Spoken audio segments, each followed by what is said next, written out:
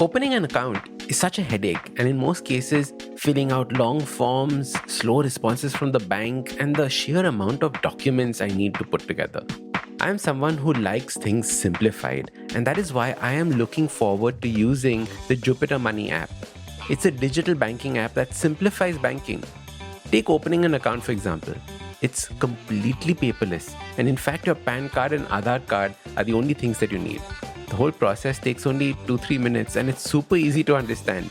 You can check out jupiter.money to know more, or download the Jupiter app on Android and iOS to get started. Hello and welcome to the Habit Coach podcast. I am Ashdin Doctor, your habit coach, and today with us we have Kass Thomas. Now, this is part two. In the first part, we discussed understanding communication from first understanding yourself, communicating with yourself, and understanding that all communication first begins with that uniqueness of yourself. So, do go listen to that so that it puts all that we're discussing today in context. Today onwards, in this particular podcast, we're going to be discussing the last aspect, which is understanding how do we connect with the world around us and how do we communicate with the world around us. So enjoy. So this is all work that we do on ourselves, right? We understanding ourselves, understanding our barriers, understanding them, bringing them down. Now, how do we translate that into the external world? Now, how do we understand other people? How do we understand different aspects of life? Absolutely. And well, the third phase, which is step 5 and 6, is reconnecting. Reconnecting not only to you, but reconnecting with others, you know, and from a different position, from a different space. So reconnecting with people once you've connected with yourself. Because if you can imagine, a tree, the tree has a trunk, it has roots, and it has branches, and it has leaves or flowers off on those branches. So if you are connecting with one of those leaves or flowers off on those branches without first connecting with the trunk and the roots, right, you can fall. You can crash, you can break some parts of you. So that connecting with you from that, from those roots of who you are, from that rhythm, that vibration, from the trunk, then the branches can go out and reconnect with so many others and so many other things. And just nature is so amazing that way. And I know you're looking at the at the water from where you are, so knowing that flow. And so reconnecting with people once you've connected with yourself, and being willing to really engage with them in a very different way. Sometimes people, the way people talk, step 5 is engage, when you're reconnecting, the way people speak to us may seem aggressive, may seem judgmental. The majority of people are so busy judging themselves, they really don't have time to judge you. So true. They really don't have time to judge you. And so the way they're saying something or communicating something is their unique way of communicating up until now. So if we're not seeing or hearing someone just from one angle, but willing actually to see and hear them from many different angles, what is it that's going on in their life today, that may have them responding or communicating with you in a way that is not, doesn't seem so kind. So being willing to see, that maybe they have never been, you know, spoken to in a nice way. Maybe they've never been asked something. Maybe they've never been engaged with by the way you are. So if you're those first 4 steps, connecting with you, knowing your magic, show me the magic. Step 2, talking with your body, really getting in touch with your intuition. Step 3, lowering your barriers. Step 4, going beyond the veil. When you begin reconnecting with people and engaging with people from that perspective, the way you are communicating with them is quite different than anyone else. And so you're looking at them with that curiosity that you have. And it's already such a different approach. So watching and seeing how it shows up for people when you're being that way and how they respond to you will continually delight and invite you to engage with them in different ways. You know, when you're willing to go beyond the veil, not only do you see yourself in a different way, but you see others in a different way as well. So it seems like that's all about you, those first steps, but it's actually an invitation for you to see and receive others in a different way so that when you begin reconnecting with them, you're actually the invite for a completely different reality. So that step 6 is about expanding your zone, and so that you just don't have to talk to someone about one thing like communication. You can talk about dogs and animals and and the sea and something else, right? But expanding your zone, because sometimes we think, oh my gosh, I've never studied this, I don't know about this, I don't know what to say, this is a topic I've never addressed before.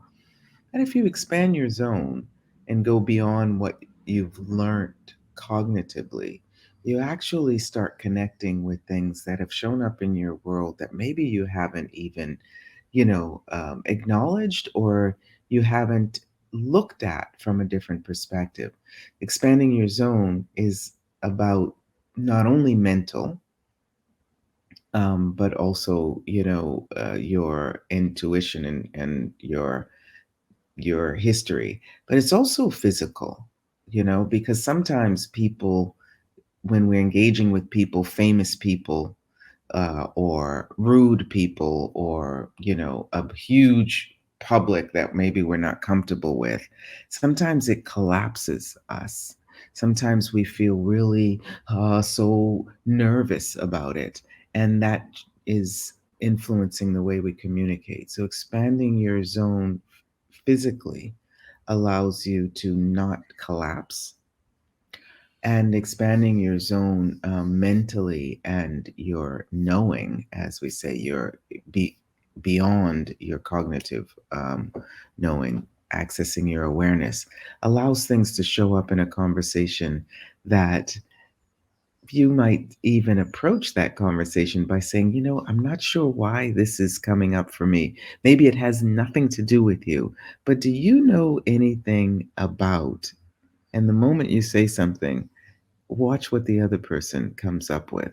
They might say, oh my goodness, I can't believe you said that because I was thinking about that today, right? And that goes in one direction.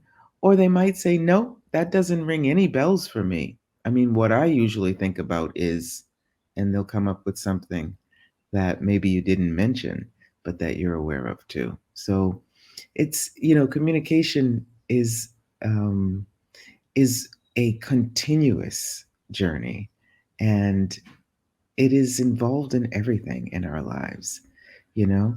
So when you are really interested in reconnecting with people uh, and engaging with them in a different way, you will engage with all the elements, whether it be, the weather, the earth, the fire, the heat, the wind, it may be your invisible friends, a lot of people have guardian angels, or they might be some of the ancestors in your life, or it might be something that you have read. It doesn't have to be um, spiritual, it doesn't have to be religious, it doesn't have to be anti-religion, or whatever works for you.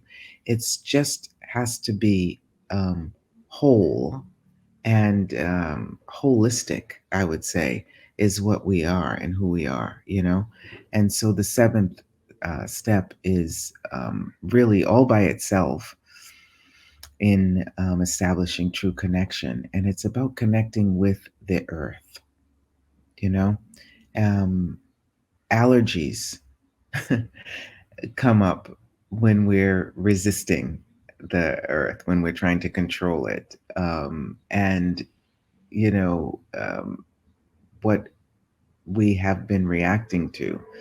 at this time may be an intuition about climate change, and so connecting with the earth makes us feel at home here. And we have been born on this planet. I don't know, you're not on Mars or Jupiter, are you? No, no, no, no. Came back Okay. last week. Okay, good. Hmm. Okay, good. Okay, me too. And so we're home here on planet Earth. And so is everyone else that's in a body on this planet. And when you recognize that this is your home, you never feel out of place anywhere you go.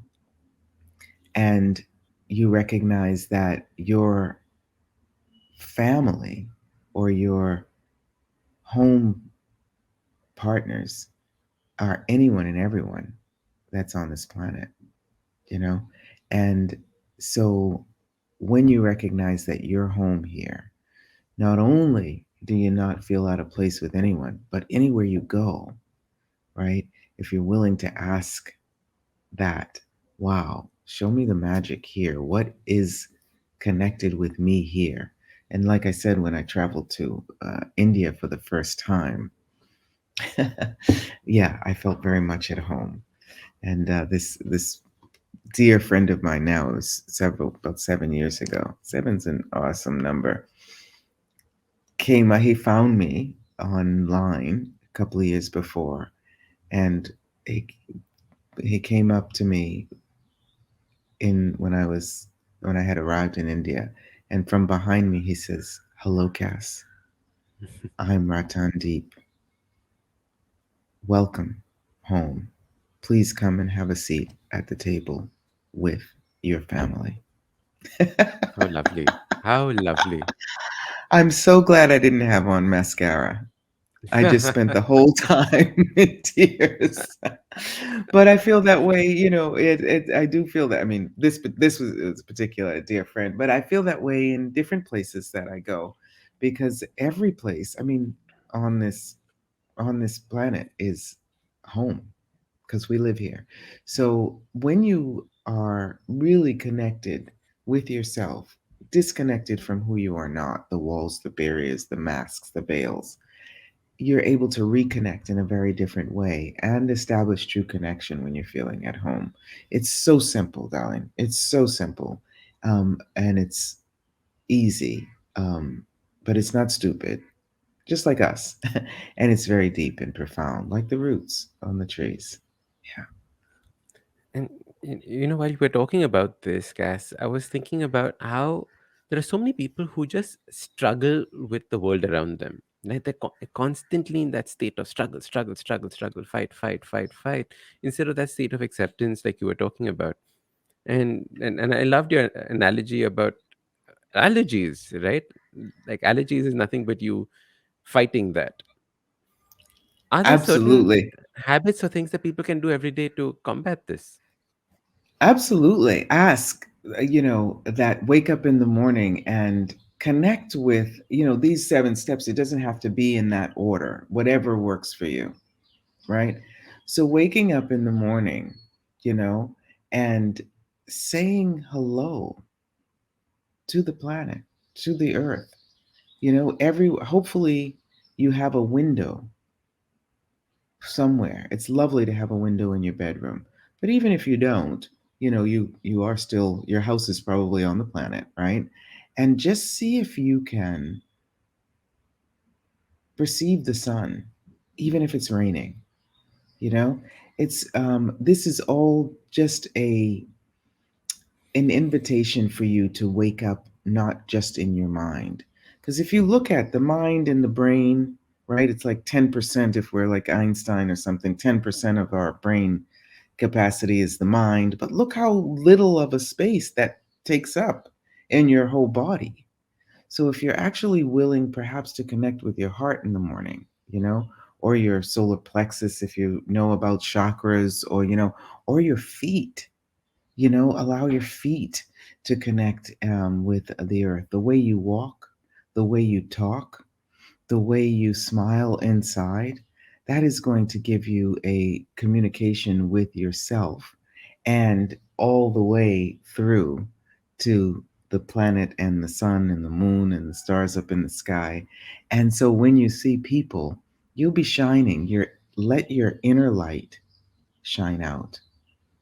And when you do that, you actually illuminate the inner light in other people, and that starts to shine out in them as well. Wow. Just the simple practice of creating the connect, like you said, just like, what are your feet feeling? And your feet are on something. That's what gravity does to you. So what, what are they feeling? How are they connecting? Just being aware of that is communication with the world around you and being connected with the world around you. Absolutely. And recognizing that you are allows you to know that when you get overwhelmed with thoughts or worrying about something, in your mind, that it may not be yours. So, Hmm. truth, who does this belong to? Right? And when you say truth, right, nothing that is a lie can actually stay with you. Truth, who does this belong to? Truth, is this mine? Right? And if your breathing changes or you feel a little relaxation in the millisecond after asking that, you know that it wasn't yours. It's your intuition, it's your awareness, right? And you don't have to change it. You don't have to fix it. You don't have to do anything. Just be aware of it, right? And then when you're really beginning your day and walking through it and something shows up, you sometimes have to go through a lot. But if you're wanting something, be clear about what you'd like to have in your life, what you'd like to have in your communication. What is it that you would like to do, be, have, create, generate with yourself and with other people? And when you're clear about that, you're willing to do whatever it takes to allow that to show up. Hey, it's been another great week on the IVM Podcast Network. On Advertising is Dead, Piyush Gupta, president of Keystone, talks to Varun about how his experimental marketing agency is helping brands get on the metaverse. On Voices for Water, Karthik is joined by Dr. Anju Gaur, senior water resource management specialist. Together, they navigate the landscape of Indian water data. On Pulyabazi, Pranay and Saurabh dig into why exactly the taxes on petrol are so high. On Ek Chuski Finance, Priyanka tells us how we can avoid taking a financial risk. And on Marathi Kirkitun, the Deshmukhs explore the beauty of the Devanagari font on the occasion of Akshaya Tritiya. Do follow us on social media. We're IVM Podcast on Twitter, Facebook, Instagram, and LinkedIn. And remember, if you're following this show or any of our other shows for that matter, please do tell a friend. Word of mouth is one of our biggest, most helpful things you can do for us. We'd really appreciate that. And also, don't forget to rate us on any of the platforms you're listening on. And you can also check us out on YouTube. Go check out ivmpodcast.com/YouTube. You get a list of all of our YouTube channels there. We're also doing a small listener survey to better understand how you respond to our shows and the advertising on the network. We would really appreciate it if you could spare a few minutes to fill it out. It's at ivmpodcast.com/survey. This really helps us build better shows for you. And finally, we'd like to thank our sponsors for this week, SBI Life Insurance, India Water Portal, and Jupiter, a digital banking app. When was the first time you discovered this art of writing down your intentions? Like you just said right now, be clear on what it is that you want. When did you do this for the first time in your life? Yeah. Well, I'm not sure I always write them down, but what I'm really clear about is the atmosphere, right? Is the way we say it, the energy I'd like to have in my life. And, my first time acknowledging that, um, I have to say, when I was a child, when I was about 8 years old, you know, I um, I was in my elementary school in Boston, Massachusetts, and I had this teacher who would write on the board every day in French, good morning, today is Monday. Good morning, today is Tuesday. Good morning, today is Wednesday. Bonjour, aujourd'hui est lundi, right? So it started then for me. After, if you can imagine, from September to June, every day getting that, I remember saying to myself, you know what? One day I would like to live in Paris. I'm going to live in Paris and I'm going to speak French. I didn't remember saying that to myself at 8 years old, right? But when I was going to go into university, somehow I knew I didn't want to stay in Boston, which is a bit strange for people because it's one of the cities in the world with the most universities, you know. Plus, I was getting a scholarship to go to a university there. And I knew that what I wanted in my life, I wasn't clear that it was to move to Paris, right? So you're saying like having, writing it down. What I Hmm. was clear about was the energy of it. And I knew that the energy of it was not, the atmosphere of it was a bit bigger than Boston, which has less than 1 million people in it. And so I went to university in New York. Of course, my headmaster at my high school was like, "What? Are you crazy? Ah!" My parents were like, "What? Are you crazy? Ah!" I went to New York, and I discovered there that they had a program where you could go in your third year of university for a year in Paris. Of course, my dad was like, "Don't study French as your major. You'll never get a job. Why are you studying French instead of Spanish? It's the second language it's going to be in this country." And I was like, "You know what, Dad? If it's going to be the second language and everyone's learning it, I'll do it. I want to do this." So I went to France for a year, and it was amazing. I went to lived in Paris for a year and traveled to Rome with my mom when she came to visit, and all over Europe. And I'm now living in Rome for over 25 years. And so I did go back to New York. I did complete university. I did marry someone else for 10 years. I did, all of that. But when, you asked me when did it come up for me, it keeps showing up for you in different moments. So after recognizing that what the energy, the atmosphere that I wanted in life wasn't going to work with that marriage, wasn't going to work with that career. It was hospitality, even though it was great. I studied journalism. Journalism, it wasn't going to give me the atmosphere I was looking for. I went into hospitality, loved it. 10 years, won awards for, concierge of the year, all that. And then when it changed, I wasn't clear on what it was. Everyone was like, "Are you kidding? You got a great career, keep going." But I knew that there was something else that I desired. So, my suggestion to people is please connect with you so that you can follow your intuition and make the choices in your life that open up more possibilities that not only will contribute to you, but will contribute to the world. I've been living here. I got introduced to a lovely family, lovely living. And I remember I wanted even more, more. So I was like, okay, what's happening? What is it that what else is possible? I was asking myself something like that. And Deepak Chopra, who lives in the United States, but whom I had studied all of his books, came to Rome a week after I asked myself that question.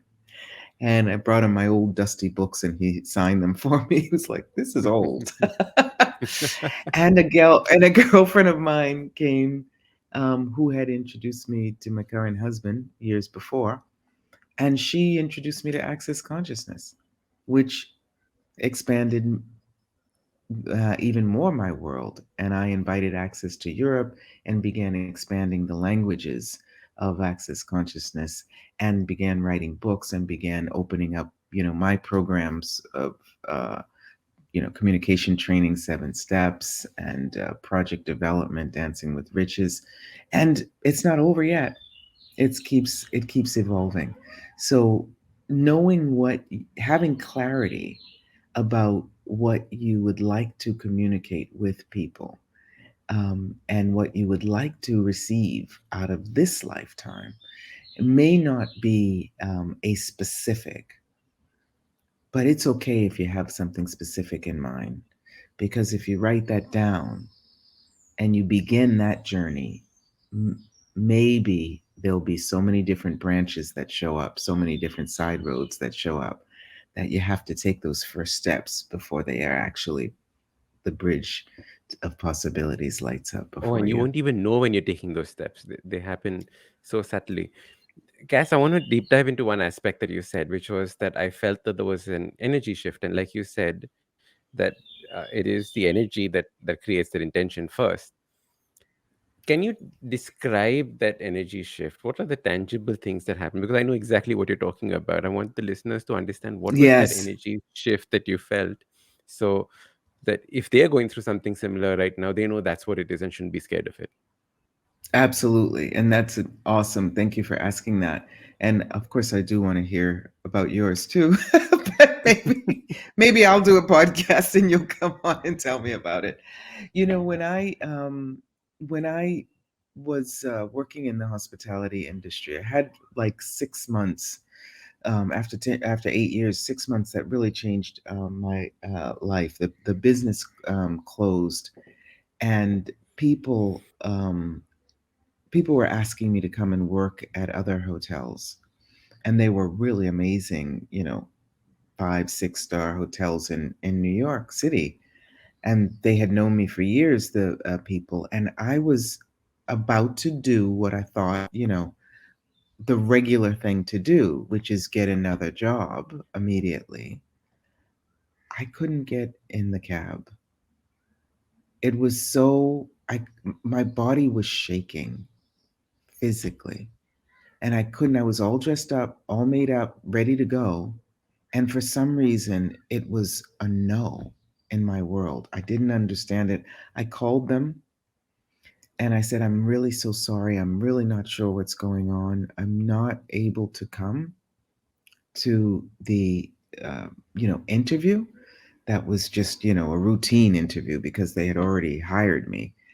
I said, I get that there's some kind of change that needs to happen in my life, and I don't know what it is. And I'm really grateful for you. And I didn't take another job, I even went on unemployment, which, as a middle class, you don't go on unemployment. Of course, rich people go on unemployment, and people who are lower class go on unemployment. They're smarter, but middle class, you feel like you have to work. And a friend of mine transformed at that time to a guy from Ecuador, and I was in New York without working for the first time, and I started traveling with my sister-in-law at the time. She's a famous jazz singer, and she said, "Look, I can't pay you, but I can pay for your trip and take care of anything. And since you speak different languages, I spoke French and Spanish at the time, and English. You can travel with me to Europe, and yeah, and do organize my band. So because I had done hospitality concierge, so I knew how to whatever. People hear that and they're like, "Oh, you know how to do whatever." So I started traveling with You her. know how to do everything. That's what a conscious like. You name it, I know how to do it. Yeah, Or I can learn it. It's so correct. funny when I moved to Italy, there was an American guy here, and he said, "Oh, I want to do a film. Can you be the producer of the film?" I was like, "What? I've never done a film before. I've done theater before, but I haven't done a film before." "Oh yeah, but you've done other things. Anything you don't know, I can show you." So I had a film production company for 6 years. So funny. But Oh, anyway, lovely.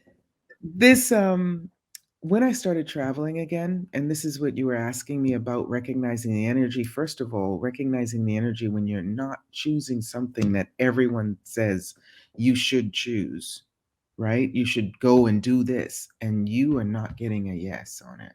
Follow your knowing, and it can be uncomfortable. People may be in judgment of you. Please do not buy their judgment, because you will diminish your eyesight, you'll diminish your perspective, you'll diminish your intuition, and all the things that'll be showing up for you. You won't be looking at them because you're looking down and thinking that you're wrong. Okay, so if something is really your gut feeling says no, don't do it. Follow that. That's it. So an easy something that's easy that works for everyone else but doesn't necessarily work for you. And so when I started traveling, I got to tell you, I was in a hotel room taking a bath, I won't go into particulars, but no. Um, and I was crying in the bathtub, and I didn't know why. It was so strange. And they were waiting for me downstairs because I had to translate the interview that the Nina Freelon, she's an amazing jazz singer. And I said, I'm so sorry. Again, right? These 6 months that changed my life. I'm so sorry. I don't know why, but I'm crying in my tub. I think that I'm not happy in my marriage. That's what came up for me. And she said, oh, I could have told you that. What? What?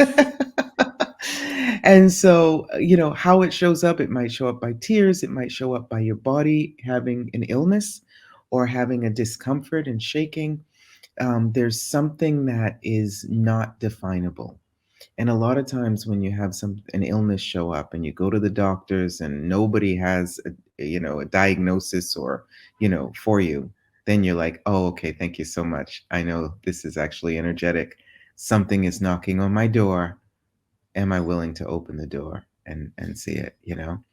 And so, yeah, that was 6 months. I left that career, left um, my first marriage, which I never thought I would do because my parents came together after being divorced from other people, and I was like, I'm never going to do that. And a friend of mine, yeah, left. A dear friend of mine left the planet. So, and a year and a half later, I um, I moved to Italy for love. I had been doing the first years of my life with my mind and with my career and job and all that, and I started following my heart, and it has kept me alive and lively and exuberantly, creating abundance in my life. I'm so grateful. Yeah. Spot on. The the energetic shift that takes place, the uneasiness, right? It is so palpable. Like you just can't seem to get away from it, and you need to know how to change. And you're at a crossroads where your body, your mind, your soul, everything is telling you one thing, but society is telling you something else, or your logical brain is telling you something else. And very often when you do that aspect that your logical brain is telling you or your society is telling you, you then live with that sense of guilt, because your conscience was telling you something else, right? Your soul was telling you something else. And I see this so often in people. It's like, if only I had done that at that point of time, and you're living with that guilt at that stage. So one aspect of understanding this is also knowing when to realize what the future steps are going to be. Are you going to be able to live with the decision that you've made, with the guilt that's there? Or, like you said, follow your heart, follow the energies that are coming up, and be okay with that uncomfortable sense, because you know that if you go down this path, it will shift eventually. I think there's a lot of trust that comes in that step. Absolutely, absolutely. And you never know what would have shown up had you done that thing you feel guilty about not doing. You know, I mean, I remember not taking a private flight with a guy once. You know, and really, maybe I should have done it. Took me so much longer to get back to New York instead of taking that private flight. Um, but perhaps it was my intuition, you know, maybe on that private flight with the guy, our energies together might have caused a crash, right? Didn't cause a crash for him. He got back to the hotel that I was working at the time. Maybe he could have been sexually abusive to me in the plane, in the air. Who knows? Maybe Correct. not. Maybe when we got back to the hotel, his wife would have had me fired because what are you doing bringing home this cute young girl in a Hmm. private plane? Who knows? I'm not saying that I have to be right about it, but if we spend so much time on guilt, on shame, we call those in access these, they distractor implants. They distract us from actually creating something greater in the future. So if anyone ever has something that they think they should have done and they didn't do it, you know what? You cannot fail. Okay? You cannot fail. You either win or you learn something. All right. So if you're willing to recognize, wow, I could have done that. Okay. So what is it? What else is possible now? How does it get any better than this? What can I utilize from this awareness, right? This learning for creation in the future. And I've got to tell you that if you're willing to receive the information from that thing that you didn't do, right? It will make it so much easier in the future for more things to show up for you. A and B, if you, the universe, God, Allah, Buddha, Shiva, whatever, does not have to put it to you again, so that you learn something. You know what I mean, and bring it back to you. Yeah, and Dating the that same kind of person over and over and over. That's an example of that. absolutely, Hmm. absolutely. You And didn't learn what can anything. you exactly, exactly? And what is it that you can recognize that is so attractive about you with those kind of people, you know? And maybe you might want to go into coaching with those kind of people. I love that Yeah. transition. Super. Cass, it's For been a sure. fantastic conversation. Thank you for joining us. How can people reach out to you? How can people continue this conversation with you and this Well, I'm coming to communication? visit you, so they could just come, call you and we'll be having a cup of tea. Oh, Cass, But you're home. Also, absolutely. But also kassthomas.com, KASSTHOMAS.com. And yeah, that's my information is all on there. And I'm on social media, but if you just cast Thomas, you'll find it. Yeah. Everything's And you fine. can All right, look up at lovely. the sun. You can look up at the sun And and that's say, where you're hey, going to find Cass. me. Hi. Well, the sun is just setting right now. So it's just about the sea that you were mentioning Mm, at the start of the I podcast. So there you I are. love the sunset. And you know that the do you see the sunset daily? It's not the same, is it? Mm. Somehow No, it doesn't feel the same. It's unique and different every day. And that's just like us. If we're willing, we're unique and different every day and enjoyable. Yeah. lovely. Thank you so much. Thank you.